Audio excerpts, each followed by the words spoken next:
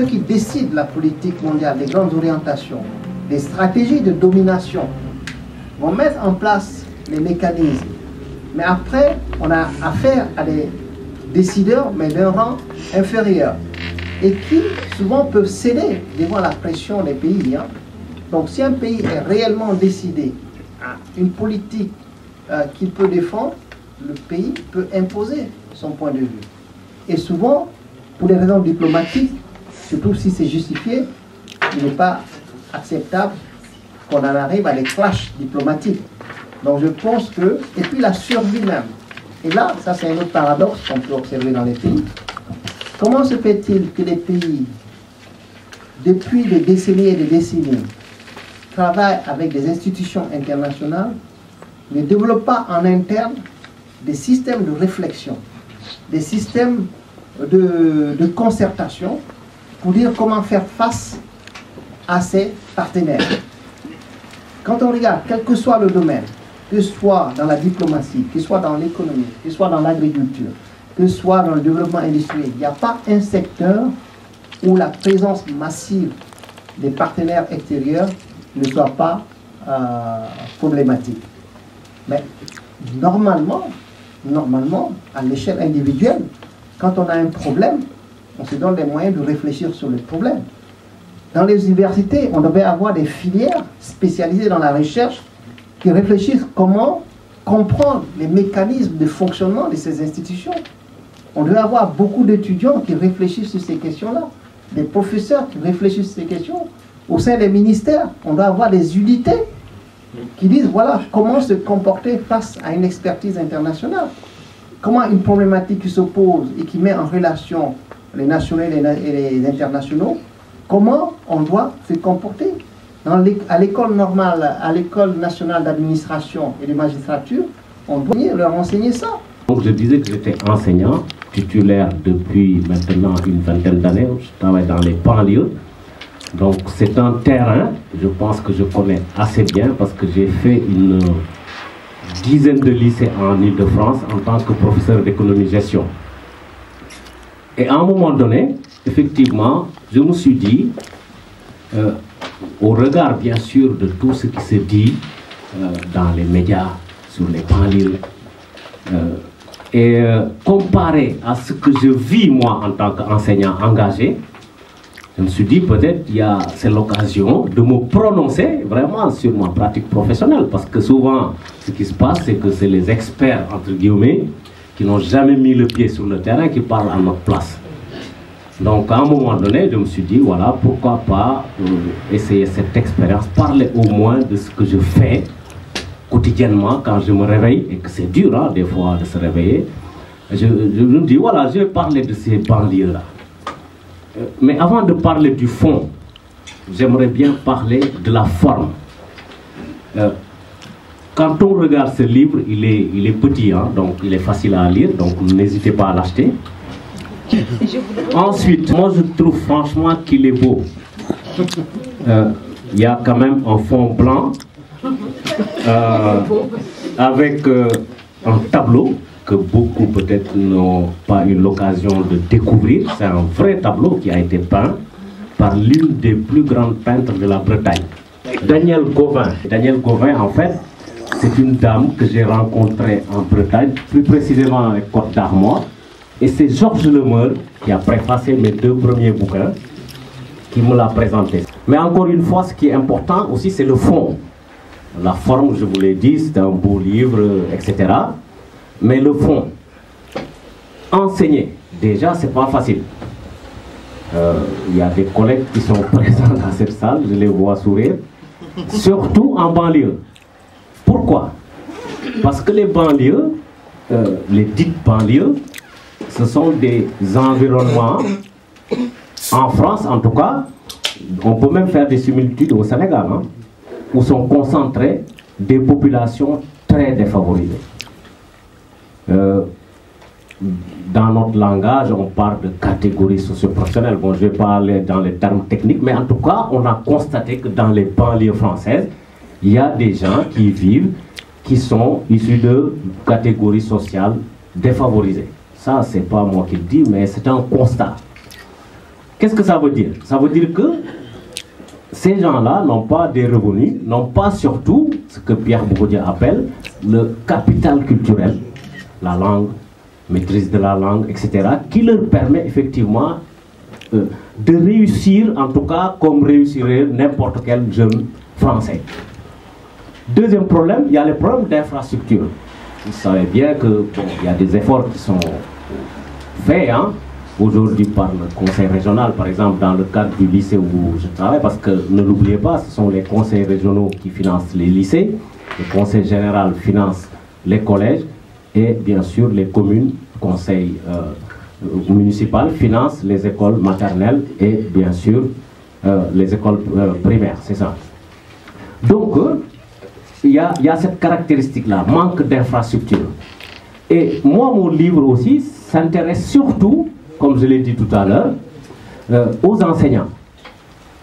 Je vais me passer des chiffres, parce que bon, on peut en discuter depuis longtemps, enfin pendant longtemps, le nombre de décrocheurs scolaires, etc., etc. Mais ce n'est pas ça le plus important. Moi, je me suis adressé aux enseignants, parce que ne l'oubliez pas quand même, la France aussi, comme le Sénégal, on peut faire des similitudes. La France consacre 25% de son budget à l'éducation.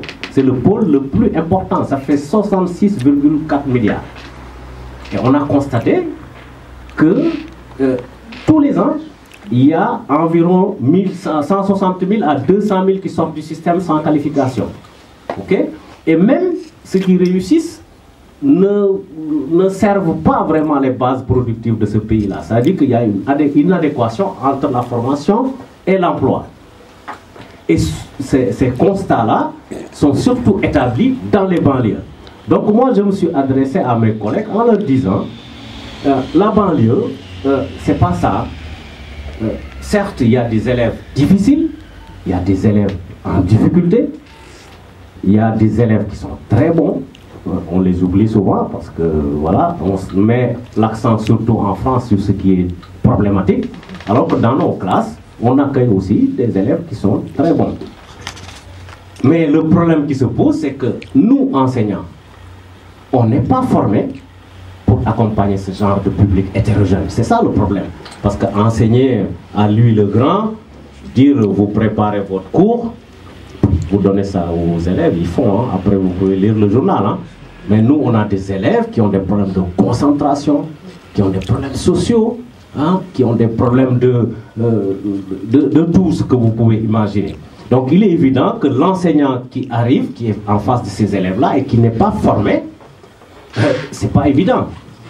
Si vous venez de la Mayenne ou de la Bretagne, on vous projette à Aubervilliers-la-Courneuve, je peux vous dire que c'est pas facile comme premier poste. Donc moi je dis à ces gens-là, enfin à mes collègues-là, pour réussir votre mission, il faut enseigner autrement. Autrement, parce que de toute façon l'institution, à partir du moment où l'institution ne nous donne pas les moyens avant de prendre notre première classe en main, c'est à nous de nous auto-former si nous voulons garder notre poste. Donc moi je leur dis, voilà, il faut enseigner autrement. Comment?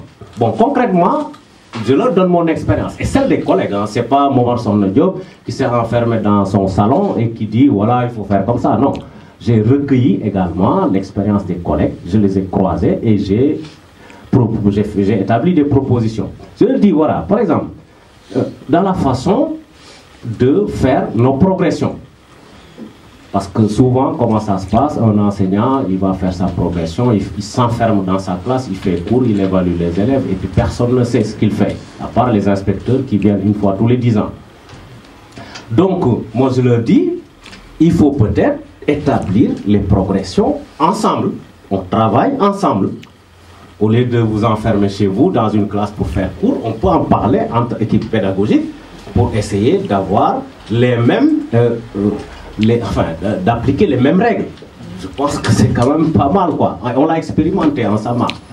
La façon dont on prépare les cours, et là, tout à l'heure, Khadim Silla en a beaucoup parlé, les manuels scolaires, nous on s'est dit, enfin, dans cet ouvrage-là, je dis, au lieu de prendre un ouvrage fait par un autre, souvent c'est ce qu'on fait, on va les acheter chez Nathan Technique, on découpe les feuilles, on donne ça à des élèves. Ça, c'est parce qu'on a une vision globale. Mais quand vous vous adressez à des jeunes de banlieue, 24 élèves, les 17 sont d'origine maghrébine, les 6 sont d'origine africaine, il n'y a aucun Français qui est issu de la France profonde. On leur parle des vignobles de la Mayenne, je veux dire, ça ne leur parle pas. Par contre, moi je dis, il faut faire ce que j'appelle un enseignement intégré, c'est-à-dire que je pars de l'expérience des élèves pour construire mes cours. Et ça, c'est très difficile. Hein? J'ai mis 5 ans pour avoir une base de cours. Ça demande beaucoup d'efforts. Donc je leur dis, si vous le faites, par exemple, un exemple simple, moi j'ai des élèves qui sont en stage à Boulanger au Millénaire. Je pars de leur stage, de leur vécu, je récupère des documents, des ressources, et je construis un cours. Moi je ne parle pas, c'est l'élève, je leur donne la parole, ils vont dire, ah tiens, la réception des marchandises. Moi je dis, mais monsieur, je l'ai fait, je lui dis, racontez-moi. Et il parle et je conceptualise le cadre. C'est ça qui est difficile à faire. Mais ça, l'éducation nationale ne nous donne pas des formations en amont pour faire cette pratique-là. L'animation des cours, donc j'en ai un peu parlé, l'animation des cours, c'est pas je viens, je mets chapitre 1, je parle de la consommation et puis je lance les théories. Non, on donne la parole à l'élève. C'est l'élève qui doit parler de son expérience et nous on cadre. C'est ce qu'on appelle la méthode inductive, non? Avant c'était la méthode déductive. Maintenant on part de l'expérience des élèves pour essayer de conceptualiser. Ça on l'expérimente aussi et ça marche. Troisième chose, ou quatrième, l'évaluation. Avant, nous qu'est-ce qu'on faisait? On fait un cours, on met les élèves sur table, il y en a qui ont 18, d'autres ont 0. Celui qui a 18, on lui met excellent élève. Celui qui a 0, t'es nul, t'es bon à rien.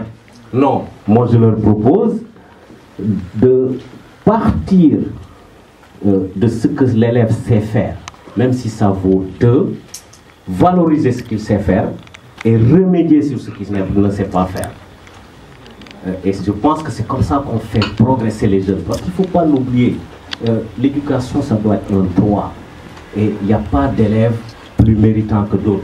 Il y a des conditions sociales qui font que certains sont brillants ou peuvent mettre leur talent plutôt que d'autres. C'est ça la question. Et effectivement, ça demande un engagement pour pouvoir accompagner l'élève dans cette démarche-là.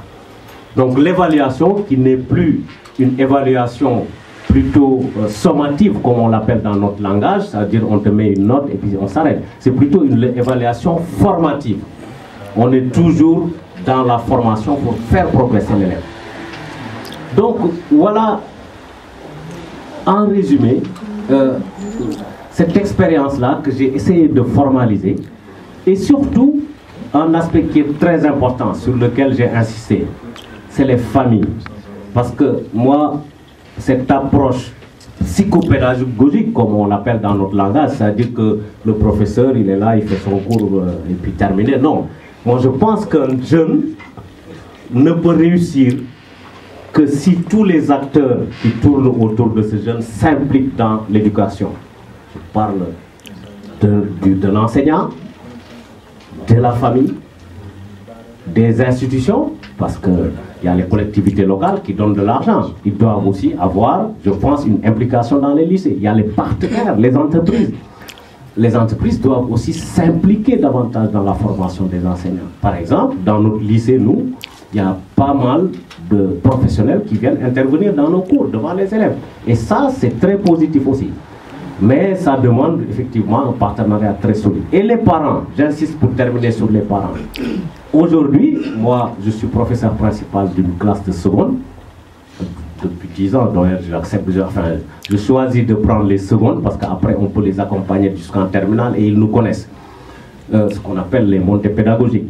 Donc moi, comment dirais-je, les familles, aujourd'hui, on ne peut pas dire que quand même en France, on ne peut pas suivre la scolarité de ses enfants. Parce que souvent les familles se réfugient derrière la langue. Hein, on ne parle pas français. Et puis bien sûr, ils ont aussi un mauvais souvenir de l'école. Il y a des gens qui ont gardé un mauvais souvenir de l'école. Donc on leur dit, voilà, aujourd'hui quand même, il y a des ressources qui sont disponibles dans les établissements scolaires. Et vous allez dans n'importe quelle famille aujourd'hui, il y a quand même quelqu'un qui parle français. Si ce n'est pas le papa, la maman, il y a un frère ou un cousin ou un voisin. Donc je m'adresse à ces familles-là que nous sommes, que vous êtes. Intéressez-vous à la scolarité de leurs enfants. Comment? En essayant de rencontrer régulièrement les professeurs principaux. Il y a les carnets de correspondance. Moi, je les vérifie quand je vois que les parents n'y vont jamais, n'y mettent jamais un mot. C'est quand même, voilà quoi. Il y a des logiciels qui existent, il y a Pronote, les gens même maintenant peuvent communiquer même en restant chez eux par internet pour connaître, suivre la scolarité de leurs enfants, hein. Les progressions, tout ça, ce que font les enseignants, s'ils sont absents, présents, tout ça c'est accessible. Il faut vous intéresser à ça parce que c'est le seul moyen de faire réussir nos enfants. Et ne l'oublions pas, dans les banlieues, il y a quand même plus nos enfants que les enfants, voilà. Et c'est des Français, ils ont le droit de réussir comme tout autre Français. C'était ça le dernier message que je voulais lancer. Donc intéressez-vous à, bien sûr, la scolarité de vos enfants, parce qu'au moins, dans ce pays-là, l'école encore reste publique. Donc c'est la mission quand même est possible. Merci.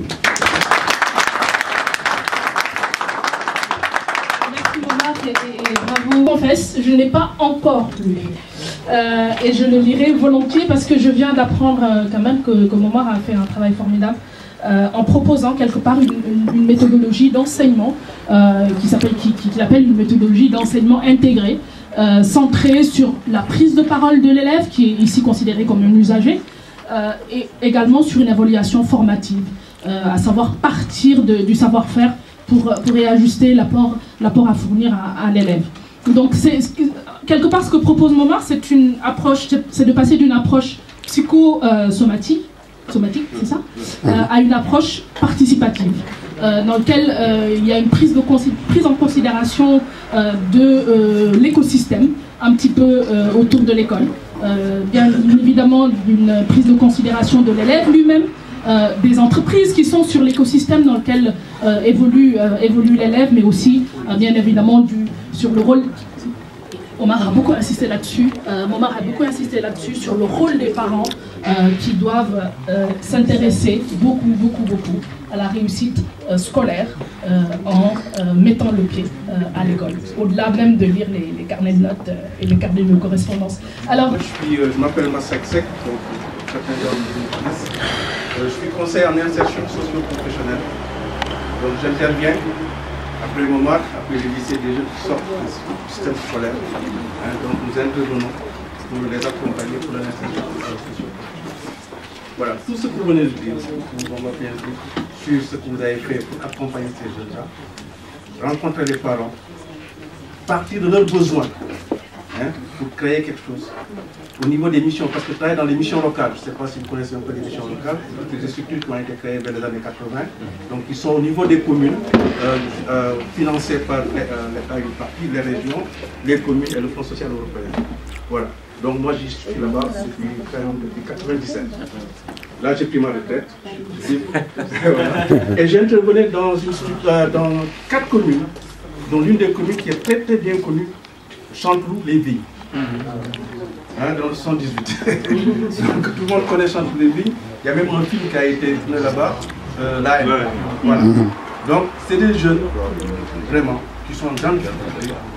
Donc, la composition de la cité, c'est beaucoup des Maghrébins, des Africains, parce que les anciennes usines de Peugeot, les parents qui travaillaient là, ont été installés en France. Voilà, donc c'est pour affirmer, confirmer ce qui vient de dire sur le site là. Il faut parler des besoins, comprendre les codes, il y a des codes naturels, il faut comprendre, pouvoir les accompagner. Aussi, on organisait ce qu'on appelle des prises de parole. On allait directement, parce qu'il n'y a pas de lycée là-bas, il y a des collèges, on allait dans les collèges, travailler avec les entreprises qui gravitaient autour de la commune, on faisait des interventions pour parler des métiers. Faire visiter, amener les jeunes dans ces entreprises-là, pour qu'ils puissent visiter et créer des groupes de parole pour voir si tel métier ou tel métier les intéresse. Et à partir de ce moment-là, si un métier les intéresse, on voit si on peut les accompagner. Pour la formation professionnelle, l'insertion, les entreprises qui ont été sensibilisées y participer, et souvent les entreprises reprenaient les jeunes après une formation professionnelle. Voilà, c'est la contribution que nous avons. Merci. merci beaucoup pour cette contribution pleine d'enseignements en matière notamment de terrain. Moi, la question que je voulais poser... oui. La question que je voulais poser, je la pose, peu importe à Momar ou à Khadim, mais je pense surtout à Khadim parce qu'en fait c'est un peu une prolongation des échanges de tout à l'heure. C'est par rapport à la lutte contre le terrorisme. Moi, la question que je voulais lui poser, surtout en Afrique, comment l'éducation peut-elle intervenir, donc impacter dans la lutte contre le terrorisme, en ne se limitant pas aux seules écoles religieuses, donc coraniques, mais l'éducation de manière générale. Bon, moi, je suis Bassirou Safo, je suis professeur de lettres anglais aussi, en banlieue. Donc, Momar vous disait tout à l'heure sur la méthodologie de faire parler les élèves. Moi, je fais ça aussi, comme je suis dans un lycée ZEP, un lycée pro. Donc, on a les types de population des jeunes. En fait, moi, je fais un cours, par exemple, sur ce qu'ils appellent leur code, les punchlines, figure de style, que je vais appeler en littérature. Et ça leur parle. Ils sont intéressés à ça. Je commence parfois ce cours. Mais sauf qu'il n'y a pas que ça. Ça marche. C'est vrai qu'on a une classe à majorité, comme vous l'avez dit, la population d'origine immigrée. Mais il n'y a pas que ça, en fait. Ça marche. J'ai des élèves aussi qui sont, on n'aime pas ce mot, blanc français, de souche, que parfois les élèves de banlieue qui sont trop violents verbalement envers les élèves. Une anecdote, je dis aux élèves, vous vous présentez, dites ce que vous aimez, ce que vous n'aimez pas. Une élève française me dit qu'elle aime Justin Bieber. Mais il fallait voir la violence de nos jeunes amputés de banlieue. Donc je veux dire que ça marche. Moi je leur parle de Booba, de La Fouine, ils sont intéressés. Et ça marche, hein. Franchement ça marche, ce que vous avez, ils ont la parole. Mais sauf qu'il n'y a pas que ça. Il n'y a pas que ça. Donc on est dans une classe diverse, il n'y a pas que ça. Et chaque fois ils me disent, monsieur on voit les vidéos. On veut faire un cours sur Tupac, sur Booba, sur la crime. Je dis non, il n'y a pas que ça. Donc au niveau du rectorat, de l'inspection, ils nous laissent aussi une certaine liberté pédagogique de faire nos cours. Donc ma question, est-ce que, bon vous êtes mon doyen à un moment dans l'enseignement, est-ce que vous avez essayé de remonter l'information au niveau de l'inspection, au niveau des textes, pour voir aussi la solution, comme vous l'avez dit, parce que nous ne sommes pas, ils nous ont abandonnés comme ça, nous ne sommes pas prêts à faire. En termes de programme, qu'est-ce qu'il faut faire? Mettre en place tout ce que vous venez de dire là dans votre livre. Merci. Encore une fois, moi quand je parle d'enseignement intégré, comment dire, je ne suis pas en train de proposer une révolution, hein. Non. Ça, comme vous dites, on a la liberté pédagogique. Moi, j'utilise cette technique, cette méthode-là pour créer ce qu'on appelle l'accroche, tout simplement. Parce que ce qui est important dans l'enseignement, c'est l'accroche. Quand tu as 35 élèves hétérogènes, comme je l'ai dit, ce qui est plus important, c'est de capter leur attention déjà dès le départ sur ce que tu vas leur enseigner. Maintenant, je prends un exemple, je peux prendre l'exemple de quelque chose qui se trouve dans leur environnement, qu'ils peuvent vérifier. C'est ça, c'est important, c'est quand même un indicateur extrêmement important. L'élève, quand tu lui parles de ce qu'il sait, il y a 90% de chances qu'il t'écoute déjà. Et je pense que d'ailleurs, pour faire le parallèle avec ce que disait Khadim, ça dit qu'en Afrique, pourquoi nos systèmes éducatifs ont échoué? C'est parce qu'il n'y a pas un système intégré. Les manuels scolaires, des fois, nous quand on était jeunes, et ça continue, on nous parlait de blanche comme neige. Bon, je veux dire, moi j'ai jamais vu la neige entendre quoi. Donc, ça n'avait pas de sens. Par contre, si tu me parlais de Kheraou, de Bouy, ça je l'ai vécu quoi. Donc c'est ça que je suis en train de dire. Deuxième chose, comme je le dis, ça n'empêche pas, à partir de cette approche-là, maintenant que tu leur enseignes, par exemple, les abattoirs de la Bretagne du cochon. C'est pas interdit, ça leur fait une connaissance supplémentaire. Mais par contre, c'est la manière vraiment de faire passer son cours qu'il faut changer. C'est ça que je suis en train de dire, parce que quand même, on a des référentiels à respecter. Et puis bien sûr, bon, on est quand même en France, quoi. C'est important aussi que les jeunes puissent connaître l'environnement français aussi, quoi. C'est dans ce sens-là que je dis. Hein. Ensuite, remonter les informations au ministère. Bon, le problème de l'éducation nationale en France, on retrouve les mêmes difficultés hein, au Sénégal. De toute façon, c'est une photocopie hein, au Sénégal. Donc, on a les mêmes problèmes. Il y a de la rigidité administrative qui fait que En général, bon, les inspecteurs, moi je vous ai dit, hein, en presque 20 ans, j'ai vu un inspecteur 2 fois. Quoi. Alors que c'est les inspecteurs qui sont censés quand même nous évaluer et puis faire des synthèses et puis bien sûr nous proposer des dispositifs de formation dans des plateformes partagées. Mais malheureusement, comme on les voit rarement, ça pose problème. Et puis le deuxième problème qui se pose, c'est que, vous le savez, hein, en France, les gens qui parlent le plus de l'éducation, ce n'est pas les gens qui sont sur le terrain. Je ne sais pas si vous regardez la télé. Moi, j'ai rarement vu à la télé inviter un Momar Diop qui a 20 ans sur le terrain et parler de son boulot. C'est des gens qui ont écrit des livres dans leur chambre. On les appelle les experts de l'éducation. Ils parlent à notre nom. Quoi. Malheureusement, c'est ça. Donc moi, en fait, pour résumer sur ce point-là, en tout cas, je ne dis pas que c'est une Bible, hein, ce que je fais ou que font mes collègues. Au moins, c'est de l'expérimentation et ça marche. Maintenant, on essaie de les partager avec le maximum de personnes pour accompagner nos jeunes. C'est ça le sens de notre démarche. Quoi. Voilà quoi. Khadim? Oui. Donc, moi, je voulais dire un mot sur l'ouvrage de Momar. Je pense que le titre en lui-même, voilà, le titre est très audacieux. Audacieux parce que s'attaquer à l'éducation dans les banlieues n'est pas une mince affaire. Bon, pour peu qu'on ait côtoyé ce milieu, on sait les difficultés, la concentration des difficultés qu'il y a dans ces environnements-là. Il est audacieux, mais il est aussi engagé. Le livre, il est engagé parce que, comme beaucoup l'ont dit, la population qui vit dans ces zones-là, c'est aussi nous, ça nous concerne d'une manière ou d'une autre.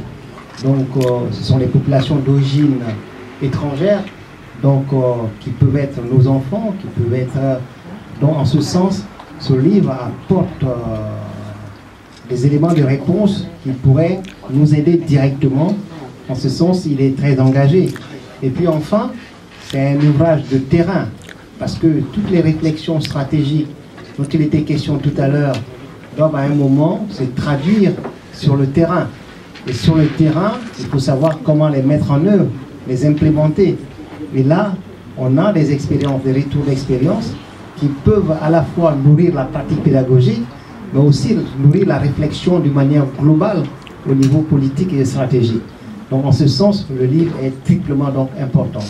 Audacieux, engagé et pragmatique dans la mesure où c'est un ouvrage de terrain. Maintenant, il y a Nefal qui a posé une question sur comment l'éducation peut impacter sur le terrorisme, c'est ça, hein?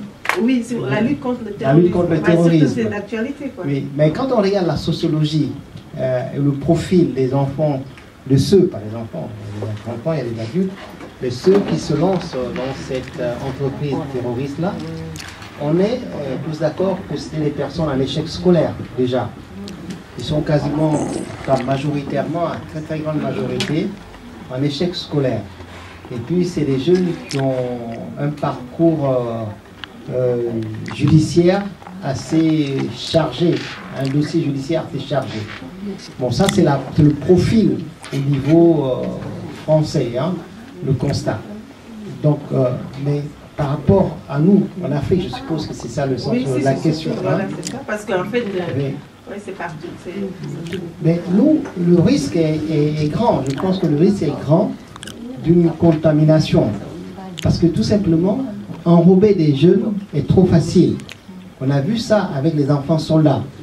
Ça s'est produit au Libéria, c'est produit en République démocratique du Congo. Un peu partout où il y a des conflits, il suffirait d'avoir un peu d'argent pour pouvoir embrigader cette jeunesse désœuvrée. Parce que le désœuvrement, l'échec scolaire, est encore plus important dans nos pays. Maintenant, si on prend le cas particulier du Sénégal, moi je pense que ce sera difficile de trouver au Sénégal un terreau favorable au terrorisme. Pour des raisons à la fois culturelles et aussi pour des raisons religieuses.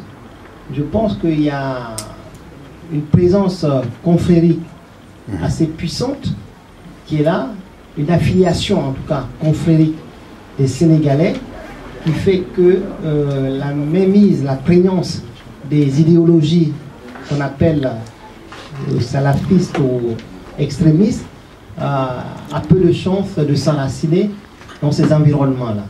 Mais une chose est certaine, C'est qu'aujourd'hui, il y a ces mouvements, hein. Ces mouvements-là existent au Sénégal. Maintenant, les systèmes éducatifs, en tout cas, les Occidentaux ont compris qu'il y avait un vivier potentiel de terroristes dans ces environnements-là. Et donc, du coup, ils ont décidé d'étudier encore plus ces milieux-là. Donc, aujourd'hui, il y a des financements disponibles. Je sais que l'AFD, par exemple, a entrepris beaucoup d'études sur les écoles coraniques et les daras. Tu vois. Et il y aura actuellement, bientôt, le financement pour la modernisation, ce qu'on appelle modernisation, et qui veut dire simplement l'introduction de la présence de l'État dans ces structures de formation-là. Bientôt, on aura suffisamment d'argent au niveau international pour intervenir dans ce domaine, parce que ça constitue une crainte, en tout cas, une menace potentielle pour les pays comme la France et d'autres pays. Mais sur le plan national, bon, je pense qu'une concertation entre les chefs religieux et le pouvoir politique peut aider en tout cas, à s'opposer à cette politique idéologique extrémiste. Est-ce qu'il y aurait d'autres questions? Vos deux exposés et vos ouvrages me rassurent, parce que généralement dans nos pays, quand on a besoin de traiter une question, on regarde les ouvrages qui ont été faits, ils ont généralement été faits par les Occidentaux. Donc je crois qu'il est fondamental, quand nous vivons dans un pays, en ayant un certain nombre d'expériences de vie, d'expériences intellectuelles, que nous puissions participer à la production et à la réflexion générale sur à la fois les constats que nous avons sur les terrains et en termes de prospective sur les champs de solutions possibles. Donc c'est en cela que je rentre dans ce cadre de la provocation fondée sur l'autofélicitation. On se caresse le nombril à juste titre. Et je crois que ce serait bien que vous puissiez faire école. En revenant sur la question toujours de la citoyenneté, je crois que tous les problèmes d'éducation doivent être, en tout cas du point de vue des solutions, doivent chercher à répondre à une question qui est la question de la citoyenneté. Aujourd'hui, qu'est-ce qui se passe dans ce que nous appelons les banlieues? D'ailleurs, le premier intervenant a parlé de Chanteloup-les-Vignes et m'a rappelé une expérience que j'ai eue quand j'étais étudiant. Il se trouve que j'ai été animateur de centre de loisirs à Chanteloup-les-Vignes. Ah bon? Il y a un certain nombre d'années. Et c'est là-bas où j'ai découvert le verlan parlé par des enfants qui avaient 6 ans, 7 ans. Marum, Wam, je te marabe, etc. J'étais un tout petit peu interloqué. Bon, voilà. Donc il y a une question de référentiel dans ces endroits-là. Parce que l'intelligence n'est pas quelque chose qui a une place. Les vraies références, ce sont les gens qui sont violents, c'est le grand frère qui vend la drogue, c'est celui qui se bat le mieux, etc., etc. Donc il y a un problème de référentiel. Et le problème d'éducation nationale en France, c'est que c'est une éducation qui est fondée sur des standards qui ne concernent pas les populations qu'il y a dans les banlieues. En parlant de terrorisme, quel est le lien aujourd'hui entre le terrorisme et la banlieue? C'est la pauvreté. Je ferai peut-être un petit clin d'œil en regardant Karl Marx là-bas qui disait que la religion c'est l'opium du peuple. Régis Debray disait que la religion c'est la vitamine du pauvre. Donc tant que les problèmes d'éducation ne seront pas résolus dans ces pays-là, ils auront beau faire la guerre contre l'EI, mais c'est eux-mêmes qui produisent les terroristes de demain. Voilà. Merci. C'est-à-dire qu'aujourd'hui, c'est vrai que c'est la pauvreté qui est dans tous les sens. Il n'y a pas que la pauvreté financière aussi, il y a la pauvreté même culturelle. Voilà. C'est dans ce sens-là d'ailleurs que j'invite d'ailleurs tous mes collègues à se rapprocher vraiment des familles des banlieues. Parce que ça change un petit peu. Mais jusqu'à une période récente, quand vous regardez le corps enseignant, était composé que de gens qui ne connaissent pas les banlieues. Quelqu'un a réussi le concours, je ne sais pas moi, au fond de la France, il a 22 ans, il n'a jamais mis les pieds à Paris, on l'affecte en banlieue, quoi. C'est un problème. Ça pose un problème parce que c'est des gens qui n'ont jamais été imprégnés culturellement dans ces endroits-là. Maintenant, bon, l'État quand même, entre guillemets, fait un effort. Il y a quand même de plus en plus d'enseignants, de médecins scolaires, d'assistants sociaux qui sont issus quand même de l'immigration, enfin, qui sont issus de ces banlieues-là. Ils ont compris que ce sont ces gens-là quand même les meilleurs ambassadeurs pour ne serait-ce que créer le consensus social avec les élèves. Parce que c'est des élèves quand même dont les parents n'ont jamais été à l'école, qui ont échoué à l'école. C'est des élèves dans leur environnement social. Ils n'ont jamais vu quelqu'un qui a réussi grâce à l'école. C'est ça. Donc nous, en fait, comme je dis, militants de banlieue, on essaie de rétablir ce lien social-là. C'est pas facile, hein? C'est très très compliqué. Et je pense que c'est d'ailleurs le pari vraiment qu'il faut relever, quoi. Et toujours je fais le parallélisme avec le Sénégal, hein. Au Sénégal, le problème des banlieues se pose aussi, hein. Enseigner à Dakar intramuros, je ne suis pas sûr que c'est pareil enseigner à Pékin ou à Guédiawaye. Excusez-moi les habitants de Guédiawaye. Voilà quoi, je ne sais pas si vous avez des choses à puisqu'on n'est jamais mieux servi que par soi-même, je voudrais m'octroyer la dernière question. Tu marches un peu sur la langue, parce qu'en fait ma question elle touche un petit peu à tes derniers propos, parce que effectivement dans ton propos introductif, tu avais quand même fait une similitude entre ce qui se passe dans les banlieues et un peu ce qui se passe au Sénégal. Et ma question, elle est jusqu'à quel point cette comparaison, elle est valable, et aussi jusqu'à quel point les solutions que tu proposes sont transférables, quelque part.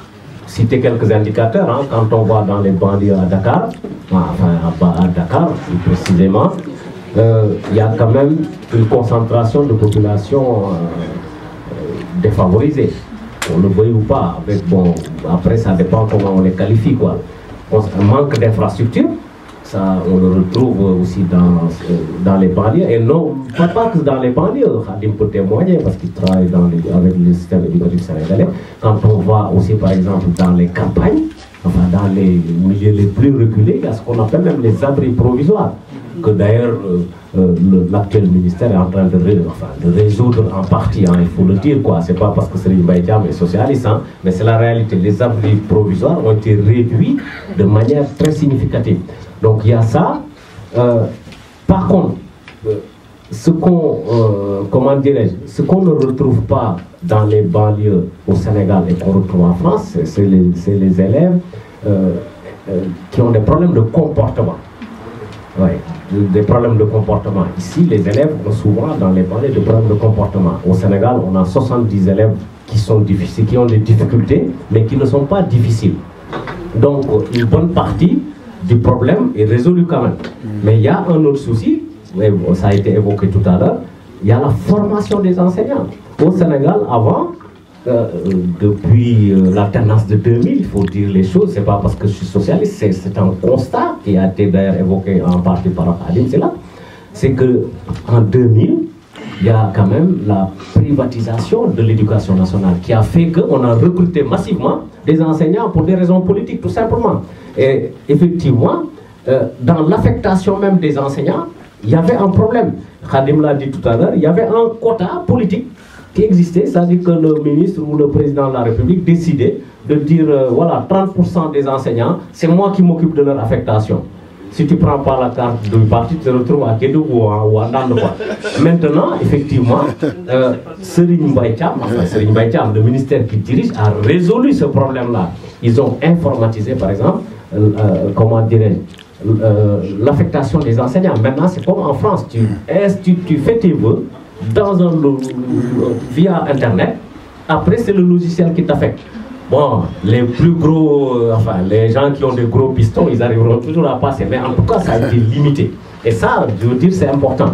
Maintenant, moi je pense aussi que les enseignants aujourd'hui, l'enseignant sénégalais a besoin aussi d'une formation supplémentaire, complémentaire pour pouvoir enseigner dans ces zones où des élèves ont besoin d'un accompagnement spécifique. Parce que quand vous avez 70 élèves et que les 90% sont issus de milieux défavorisés, je pense qu'ils méritent, enfin, ils ont besoin d'un accompagnement spécifique. En France, cette question-là est en train, enfin, il y a des propositions qui sont faites là. On a 2 heures, par exemple, d'accompagnement personnalisé qui ont été inscrites dans la DAG, ce qu'on appelle la dotation horaire globale. Maintenant, un professeur peut repérer des élèves qui ont le plus besoin, on les accompagne en dehors des heures de cours. Et ça, je ne sais pas si c'est mis en place au Sénégal ou pas, mais il y a des endroits, par exemple, on n'en a pas besoin au Sénégal, parce qu'on a des élèves qui sont bons, qui ont des moyens de réussir sans que, quoi. Mais en banlieue, je pense au Sénégal aussi, il y a des similitudes et des solutions comme ça, former des enseignants pour enseigner dans ces endroits où il y a des élèves d'un public spécifique. Et puis bien sûr, ce que je viens de dire, aussi les infrastructures.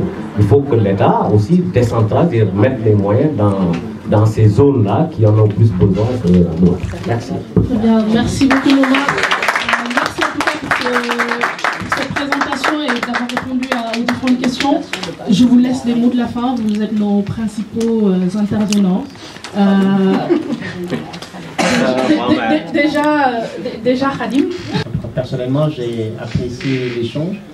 J'espère aussi que d'autres occasions se présenteront pour creuser davantage certains sujets importants qui ont été abordés. Donc, je vous dirai donc à bientôt, ici ou ailleurs, ou dans une autre structure, pour continuer à discuter sur ces questions qui, je pense sont d'importance vitale en tout cas pour le continent. On n'a pas des armées de guerre, des armées impérialistes pour aller prendre le pétrole à côté, ni des armées pour imposer des trucs. Donc la seule ressource essentielle qu'on a, ce sont les ressources humaines. Et donc je pense que miser sur les ressources humaines à travers une formation intégrée, je reprends le terme que Noma a utilisé, intégrée et enchâssée dans les réalités nationales, peut-être en tout cas une piste de développement pour nous.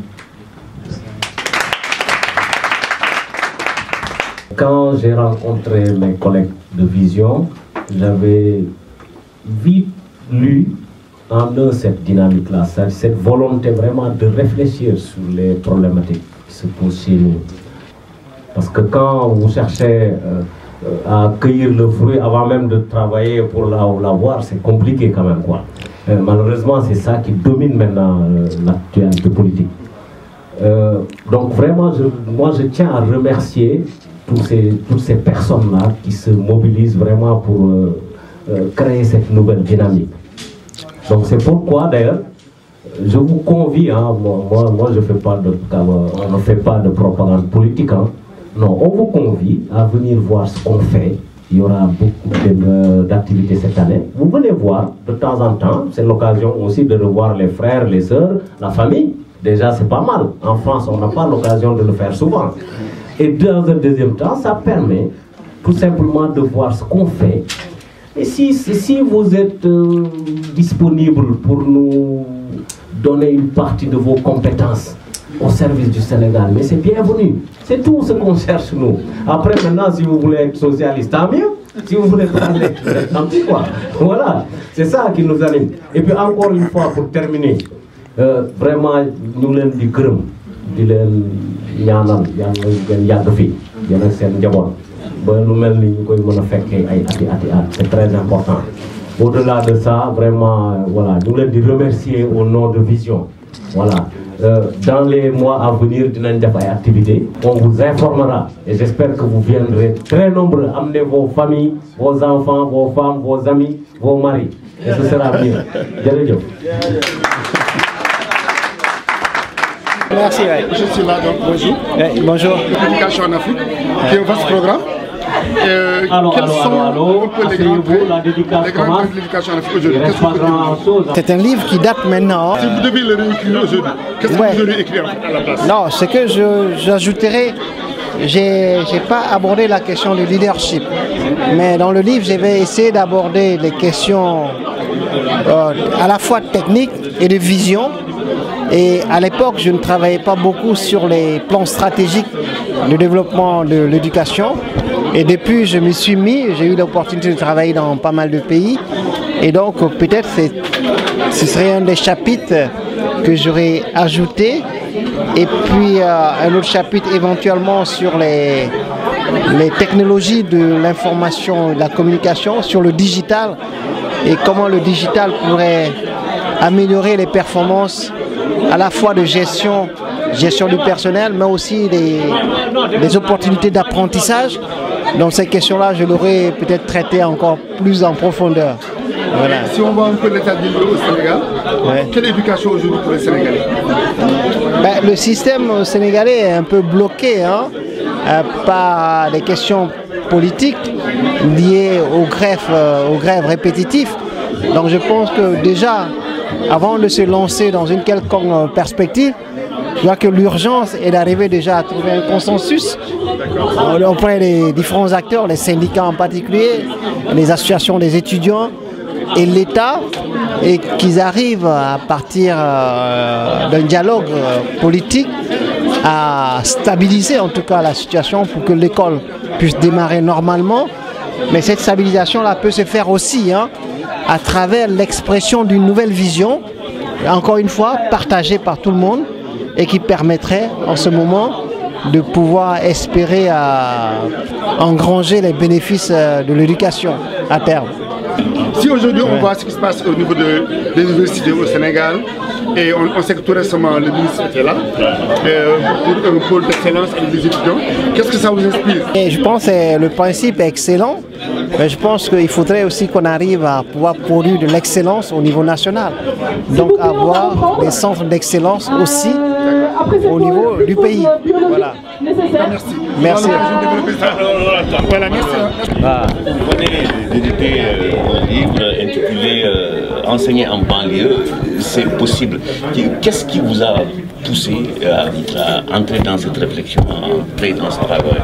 Mais ce qui m'a poussé, je pense que je l'ai dit tout à l'heure dans mon exposé, c'est-à-dire qu'à un moment donné, au regard bien sûr de tout ce que j'entendais dire sur les banlieues et que je ne partageais pas, parce que bon, comme j'étais sur le terrain quotidiennement, je me suis dit, peut-être il est bon de parler effectivement des banlieues en tant qu'acteur tout simplement.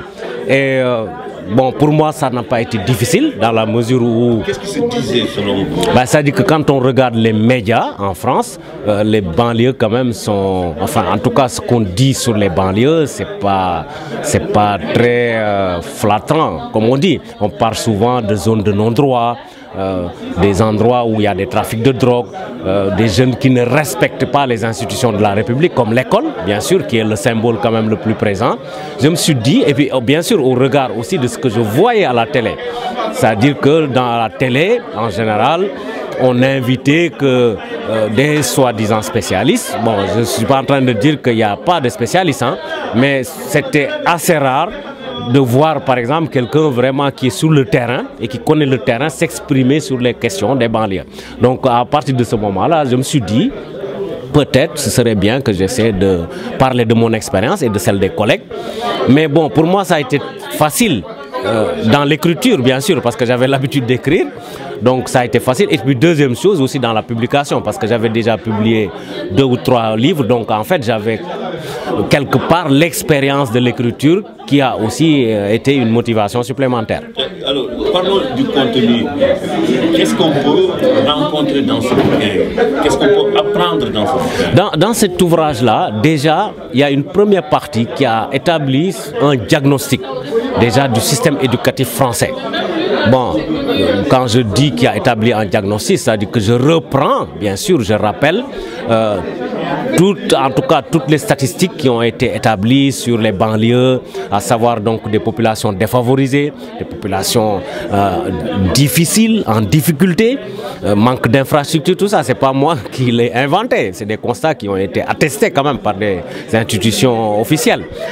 Donc en fait, je suis dans cet ouvrage-là, je rappelle, par exemple, un exemple simple, je rappelle qu'aujourd'hui, il est établi que 160 000 jeunes, voire plus, sortent du système éducatif sans aucune qualification. C'est quand même problématique, on en parle depuis des années. Et puis, dans les banlieues aussi, on a constaté qu'il y a de nombreux enseignants qui ne sont pas préparés pour accompagner ce genre de public. C'est pas moi qui le dis, et moi-même je l'ai constaté pour confirmer un peu ce que vous demandez. Et puis troisième chose, il y a aussi tous les ans le taux de turnover, c'est-à-dire des enseignants qui demandent leur mutation. hein, quitter l'académie de Créteil par exemple, c'est énorme, ça bat les records. Donc ça veut dire qu'effectivement, il y a quand même des problèmes. D'accord? Donc voilà quoi, donc on trouve ça dans mon livre. Il y a aussi un rappel qui est très important de montrer que le système éducatif français quand même reste public. Hein, l'État y investit et les collectivités locales bien sûr, ils mettent beaucoup de moyens. L'école reste laïque, il ne faut pas l'oublier, la laïcité elle est très importante. L'école aussi est gratuite, la gratuité, parce qu'aujourd'hui, quoi qu'on puisse dire, un enfant scolarisé par exemple dans un lycée professionnel coûte 11 000 € aux contribuables. Donc c'est important aussi de rappeler cette masse financière-là, parce qu'en parallèle, c'est pour lutter aussi contre l'absentéisme qui est très élevé dans les banlieues. Donc vous voyez, ces problématiques-là sont posées dans cet ouvrage.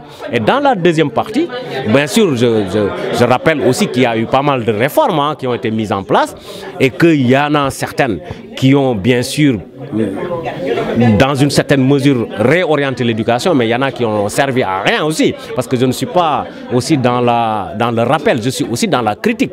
Et puis bien sûr pour proposer des recommandations, parce que ça sert à rien de réformer si les réformes n'apportent rien. Et puis dans la deuxième partie, effectivement, je me suis centré sur le métier d'enseignant lui-même, parce que quand même c'est l'enseignant, à part l'élève, qui est au cœur du système. Et si l'enseignant ne décide pas, en tout cas à changer les choses, je ne vois pas comment améliorer nos pratiques professionnelles, quoi. Donc je me suis adressé aux enseignants en leur disant, voilà, les banlieues sont comme elles sont. Vous êtes fonctionnaire de l'État, vous devez agir de manière éthique et responsable, tout simplement, en s'auto-formant, en travaillant autrement avec les collègues, en travaillant avec bien sûr les dispositifs aujourd'hui qui existent. Maintenant, pour préparer un cours, on n'a pas besoin d'un livre, on peut aller sur Internet, on peut aller chercher de la ressource un peu partout. Le problème, c'est qu'il faut faire cet effort-là pour bien sûr s'intéresser aux familles. En général, avant, on fait un enseignement, on n'a jamais rencontré les parents des enfants qu'on a en charge. Nous, on les invite dans ce bouquin-là d'aller rencontrer davantage les familles pour voir comment ils sont, comment ils vivent, quelle est leur demande sociale. Parce que je pense que si on connaît les familles, on peut résoudre beaucoup de problèmes de discipline. Malheureusement, cette démarche n'est pas toujours faite. En filigrane, vous posez un tout petit peu l'éternel débat entre éducation et instruction.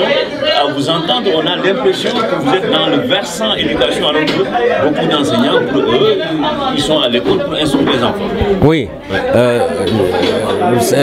j'ai pas trop compris votre question.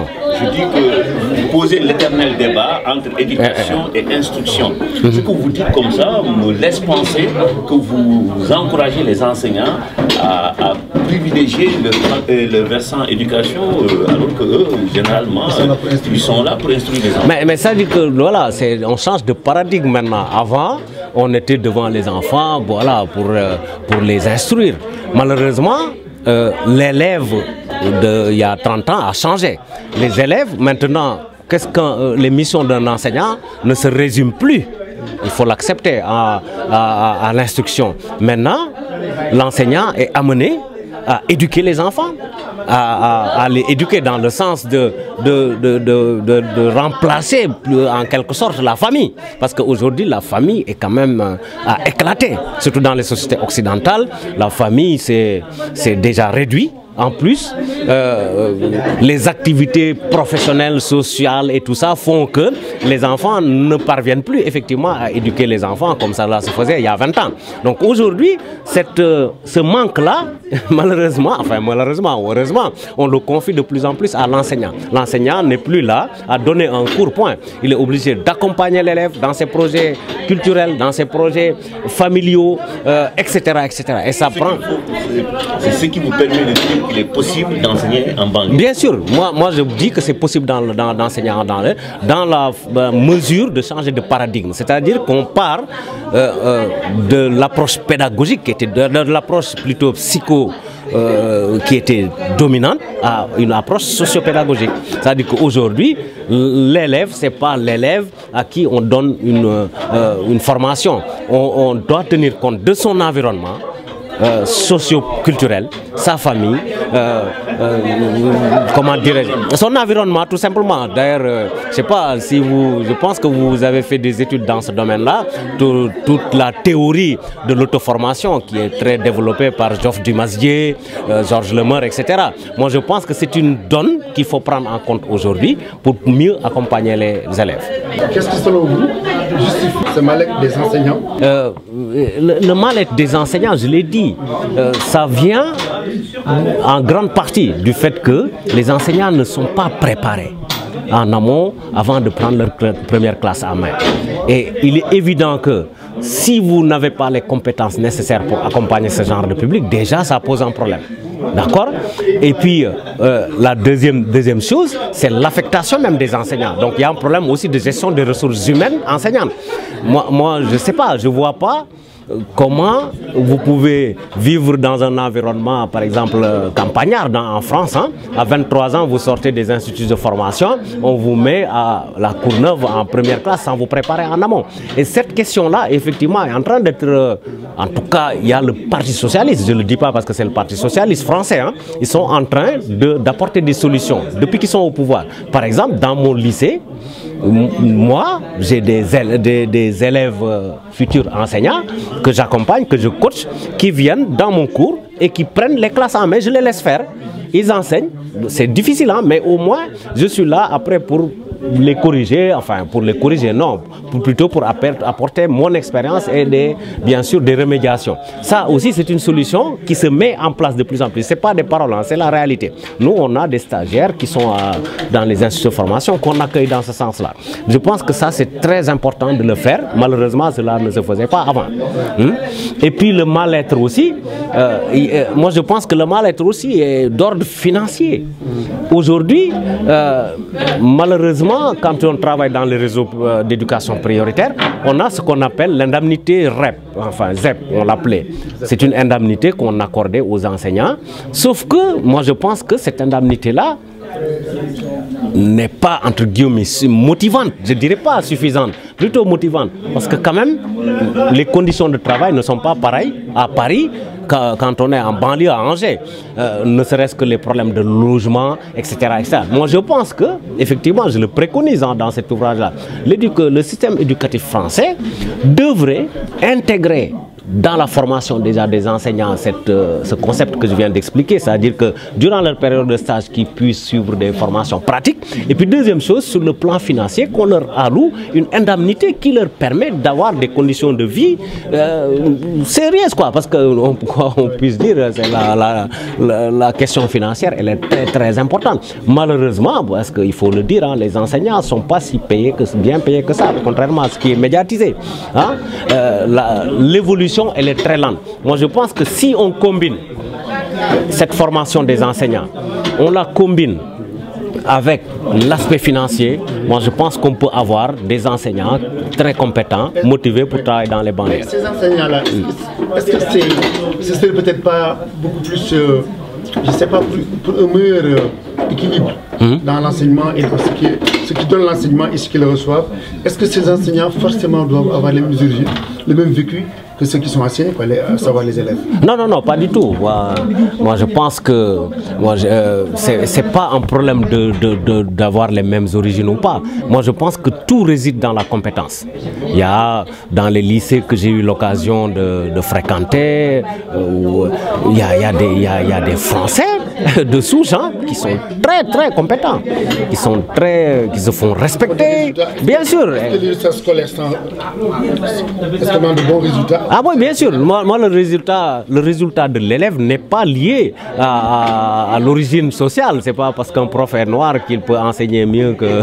On a vu des profs aussi qui sont noirs, qui enseignent très mal. Non, le nœud du problème est d'abord dans la compétence. Quand je dis de compétence, ça veut dire que si on a des enseignants blancs, noirs ou jaunes, qui ont les compétences nécessaires pour accompagner ce genre de public, moi je pense que déjà on gagnera beaucoup de choses. C'est pas un problème. Bon, il est évident que quand tu es noir, tu enseignes à une classe où il y a 90% de noirs, tu as un avantage.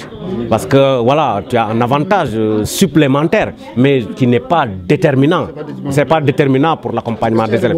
Est-ce qu'à l'arrivée, est-ce qu'on a de bons taux de réussite des élèves en général qui sont issus de ces banlieues? De ces banlieues-là. Mais bien sûr, moi d'ailleurs, c'est ça que je dis, c'est la raison pour laquelle je disais que je suis un militant banlieue, militant des banlieues. Parce que avec mon ancienneté, si je cherchais le confort, la paix sociale, j'aurais pu demander ma mutation en province. Hein. Il n'y a pas de souci. Mais effectivement, mes collègues et moi-même, ils sont nombreux qui sont restés en banlieue parce qu'on se sent utile. Moi, j'ai des élèves très souvent difficiles, en difficulté, des élèves même qui ont des problèmes avec la police et tout ça, et qu'on arrive à coacher et qui réussissent, que je retrouve souvent dans les grands magasins comme Auchan, Carrefour, qui ont un travail, qui ont fait un BTS. Moi, je pense que c'est ça c'est motivant. Je ne dis pas que c'est 80%, mais déjà, si on arrive à sauver un pourcentage parmi ces jeunes-là quand même, moi je pense que déjà nous on apporte notre contribution. Et ça je pense que c'est essentiel. Ces jeunes, ça fait 20 ans que vous enseignez si je comprends bien. Donc normalement ces jeunes doivent avoir un peu la trentaine aujourd'hui. Mais est-ce que ces jeunes occupent des postes vraiment de responsabilité? Ils ont des BTS, est-ce qu'ils font école normale sup? Est-ce qu'ils font de grandes écoles de commerce? Est-ce qu'ils sont des cadres? Bon, mais ça dit que moi je ne suis pas élitiste déjà. Moi je pense que le plus important pour un individu c'est de faire ce qu'on aime. Moi je connais des jeunes qui sont chefs de rayon chez Boulanger, hein, qui sont plus heureux qu'un jeune qui a fait normal sup. Hein. Donc moi mon champ d'action n'est pas là. Pour moi, ce qui est important, encore une fois, c'est de donner la possibilité de réussite à ces élèves-là, quel que soit, bien sûr, leur projet. Parce que ce qui pose problème dans l'éducation nationale, c'est surtout l'orientation qui pose un problème. Mais on a des élèves qui sont très très brillants, qui pourraient faire le normal sup, qu'il faut les faire Sciences Po. D'ailleurs, ça existe, hein, le dispositif existe. Hein. Il y a de plus en plus de jeunes issus de la banlieue qui sont... enfin, c'est un système de quotas ou je sais pas quoi. Moi-même, j'ai participé à la sélection de ce genre d'élèves qui vont faire le normal sup. Seulement, ces jeunes-là, ils ont beaucoup plus de difficultés que les jeunes qui passent par la voie, entre guillemets, normale. Parce que tout simplement, comme je l'ai dit tout à l'heure et durant mon exposé, nous, on passe beaucoup plus de temps à faire du social que de l'enseignement. Donc, dans l'acquisition des connaissances même, ces élèves-là sont un peu en retard. Et puis, il y a le problème de la langue, tout ça, l'environnement, ça joue beaucoup. Donc, ces jeunes-là qui sont issus de banlieue, effectivement, n'ont pas, ce que je disais tout à l'heure, le capital culturel suffisant pour pouvoir anticiper même et faire ces grandes écoles-là. Mais bon, moi, ça c'est pas le plus important. Moi, ce qui est important, c'est que l'élève, qu'il aille en section professionnelle, qu'il aille en section générale, ou qu'il aille faire autre chose, ce qui est important, c'est son projet professionnel, qu'il le choisisse lui-même et qu'on l'accompagne vers la réussite. C'est ça le plus important. Malheureusement, c'est pas ce qui se fait. Malheureusement, c'est pas ce qui se fait. Je sais que le bouquin parle donc de l'éducation en France. Est-ce que vous, qui êtes originaire du Sénégal, si je comprends bien de Nam, est-ce que vous pouvez peut-être nous faire un peu le diagnostic de l'état des lieux au Sénégal aujourd'hui? L'état des lieux du système éducatif. Moi, enfin, je ne suis pas un spécialiste de l'éducation. Qui n'a rien à voir avec le bouquin. Ça peut faire l'objet de... Non, mais je l'ai déjà fait. C'est-à-dire que moi, je ne sais pas si... J'ai déjà travaillé sur l'éducation en Afrique. Et effectivement, dans ce bouquin qui s'appelle « Quelles alternatives pour l'Afrique » que j'ai publié en 2009, j'ai beaucoup abordé la question éducative en Afrique. Et effectivement, on peut retrouver des similitudes. Par exemple, aujourd'hui, on sait que l'éducation au Sénégal, enfin en tout cas le budget qui est attribué, 40% c'est dans les textes, mais ça tourne à 25%. Enfin, ouais, ils disent 40 bien sûr. Mais si on enlève, comme le disait tout à l'heure mon ami Khadim Silla, cette partie-là, je ne sais pas comment il l'appelle, on se retrouve à 25%. Déjà c'est énorme. Pas loin de la France. Voilà, pas loin de la France, parce qu'on est... Voilà, donc il y a 20 à 25% du budget de l'État. Ok. Et ce que que j'ai constaté et que j'ai évoqué dans mon ancien bouquin, c'est que voilà, un pays qui consacre 25% de son budget à l'éducation. Et qu'est-ce qu'on constate en retour? Ça veut dire qu'il y a des taux de scolarisation qui sont très élevés, comme le disait Khadim Sylla. Sauf que maintenant, avec le temps, il y a des taux d'échec qui sont très élevés, il y a les abandons qui sont élevés, etc. Et deuxième problème que j'ai déjà soulevé, qu'on retrouve au Sénégal, c'est que même ceux qui réussissent à obtenir des diplômes ne servent jamais les bases productives de leur pays. J'en suis un exemple. Voilà. Et puis même, ils servent jamais les bases productives du pays qui a investi dans leur formation. Et d'ailleurs, c'est là où voilà, bien sûr, j'en suis un exemple. Et d'ailleurs, j'ai reformulé une recommandation en disant que le problème du Sénégal n'est pas d'augmenter le train de l'éducation, comme disait Joseph Kizerbo. Ce qui est important plutôt, c'est de changer la direction. C'est-à-dire qu'on mette en place un système éducatif, en tout cas dans lequel une partie de ceux qui sont formés puissent directement ensuite transformer les ressources locales du pays. D'ailleurs, c'est ce que j'ai proposé récemment à Serigne Mbaye Thiam. Parce que quand j'ai réalisé le lycée de Ndande, nous on était dans cette dynamique-là. On s'est dit 90% des gens qui vont à l'école, ils font des enseignements généraux. Or, ce que je fais moi en France, on peut l'expérimenter au Sénégal, faire des formations professionnelles courtes, des bacs plus 2 pour transformer par exemple les produits des BTS, par exemple de tout ce qui touche la pêche. On peut transformer les produits locaux, ça crée des emplois qu'on ne peut pas délocaliser. C'est la transformation. Oui. Les mangues de Dakar à Pout. Oui. Et ça, ce qu'on est en train de dire, ça existait au temps de Senghor.